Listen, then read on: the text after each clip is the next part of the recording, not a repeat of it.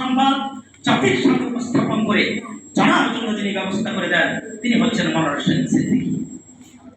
১৭ বছর পত্রিকার মালিক, এখনো নিঃস্বায় করে সংবাদপত্রের অফিসে আছেন। তার পোশাকের কোনো জৌলস নাই, মানুষকে বিপদে ফেলার কোনো টেন্ডেন্সি নাই, পত্রিকায় আবল তাবল নিউজ করে কোটি টাকা রোজগার করার ইচ্ছা তার নাই। আজকে দেখেছেন সব পরিবার এই পত্রিকার জন্য তাকে সাপোর্ট করে আসছে, এটা কিন্তু একটা বিশাল ব্যাপার। অনেক পত্রিকার যারা মানুষ হোক, বিভিন্ন পেশা হোক, স্ত্রী সমর্থন করলে সন্তান করে না, ছেলে সন্তান করলে মেয়ে সন্তান করে না, মেয়ে সন্তান করলে আরো কাছের মানুষ করে না। আজকে দেখলেন সুন্দর মিলন মেলা, মনোয়ার হোসেন সিদ্দিকী ইংলিশে যে বক্তৃতা দিয়ে গেল, এটা হচ্ছে তার কনিষ্ঠ কন্যা। উনি 3 কন্যার মালিক, 3 বেহেস্তের মালিক।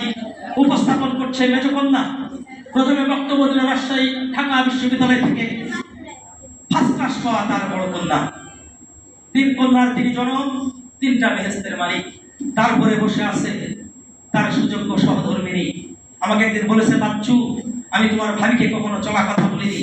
আমি বললাম, চলা কথা যেদিন আপনি বলবেন আপনার মেধা সেদিন শেষ। কারণ আমার ভাবি এমন কিছু করেনি যে আপনার মধ্যে এরকম বউ পাওয়া মানে এখনই নফল নামাজ করে 2 রাকাত পড়ে ভাই বলেছি। সব তার ভালো, তার সন্তান স্ত্রী। আমি বলেছি, ভাই আপনার বেহেস্তি পরিবার, এই জন্য ভাই ডাক্তার অসুখ লাগে আপনার সূত্রটা এখন আপনার কন্ট্রোলে স্কিন এখন নাই। কারণ কি বলছে, ভাই বানানোর সময় তোমার ভাবি যে কথা বলে আরো কিছু বলে সেটা বলবেও না, এই জন্য ভালো থাকি। আমরা সবাই এরকম সুন্দর পরিবারের আমরা অংশীদার হই। আর আমি আপনাদের কাছে বিনয়ের সাথে অনুরোধ করতে চাই, বক্তব্য আমি দীর্ঘায়িত করব না। মনোয়ার ভাই একদিন বললো, বাচ্চু আমি সব পেয়েছি, আমার পাওয়ার আর কিছু নাই, আমার হারানোরও কিছু নাই। আমি জীবিত থাকতে সমগ্র বাংলার জমিনে বাংলার ডাক পত্রিকা আমার যেখানে আমার ইচ্ছা। আমি আপনাদের সকলকে বিনয়ের সাথে অনুরোধ করতে চাই, আসুন না, কত কাজেই তো কত অর্থ আমরা নষ্ট করি।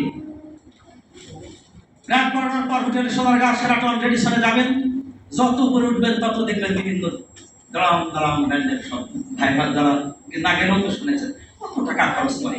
আর এই বাংলার ডাক পত্রিকা যেটা মানুষের কথা লেখা হয়, সেইটা যদি আমরা একটু তাকে সহযোগিতা করে তার সে ইচ্ছাটা যদি আমরা পূরণ করতে পারি, আল্লাহ তাবারক ওয়া তাআলা আমাদেরকে নিশ্চয়ই প্রশংসার সাথে সওয়াব দিবেন। আমি অ্যাডভোকেট আব্বাস উদ্দিন সাহেব, আপনি দারুবীর মানুষ, আপনি বাংলার জন্য অসংখ্য জায়গায় মসজিদ, মাদ্রাসা, গুরুস্থানের জমি কিনে দিয়েছেন, প্রাথমিক বিদ্যালয় করে দিয়েছেন।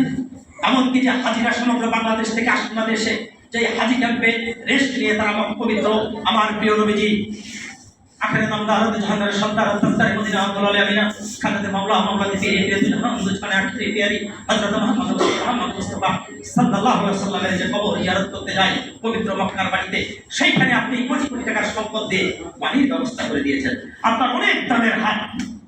আমি প্রত্যাশা করব মনোয়ার ভাইয়ের হৃদয়ের যে অভিব্যক্তি, আপনি সেখানে সহযোগিতা করে একজন মানুষ মৃত্যুর আগে বিএমডব্লিউ গাড়ির চিন্তা করেনি, মৃত্যুর আগে গুলশানে বাড়ির চিন্তা করেনি, মৃত্যুর আগে আলিশান লাইব্রেরির চিন্তা করেনি। বলেছে, বাচ্চু এই পত্রিকাটাকে আমার সন্তানের মতো ভালোবাসি, তার একটা পুত্র সন্তান আল্লাহ দেয়নি, সেইটা নিয়ে তার কোনো দুঃখ নাই। আমার বলেছে, বাংলার ডাকে আমার পুত্র, এই পুত্রকে লালন করে আমার মৃত্যুর পরে বাংলার মাটিতে আল্লাহর ডাক পত্রিকা প্রতিষ্ঠা হবে, এইটা আমার মনে রাখা।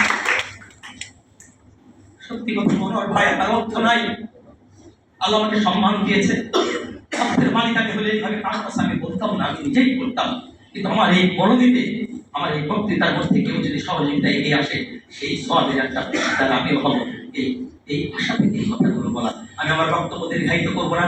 মঞ্চে যারা বসে আছেন তারা সমাজ, দেশ এবং রাষ্ট্রের একজন করে ফেলবেন। নাজিমুদ্দিন আল আজাদকে নিয়ে সারাদিন বক্তৃতা করলে আমার এই কান্নার শূন্য হবে না। এত সৎ, এত নৈতিকতা সম্পন্ন তিনি একজন মানুষ। 2টি মন্ত্রণালয়ের মালিক তিনি ছিলেন। আমি ওনার লাইব্রেরি জানি, আমি বলবো না। শেষ কথা বলতে চাই, শেষ কথা বলে আমি আমার বক্তব্য শেষ করতে চাই। আমি যেদিন একা একা এসেছিলাম, কেঁদেছিলাম, আমি একা এসেছি, এমন জীবন হবে মুড়িতে হাসিব আমি, কাঁদিবে বলব। এই হোক আমাদের সকলের জীবন। বাংলাটাকে উত্তর সফলতা কামনা করে সকলকে ধন্যবাদ জানিয়ে আমি আমার বক্তব্য শেষ করছি। আসসালামু আলাইকুম ওয়া রাহমাতুল্লাহি ওয়া বারাকাতুহু।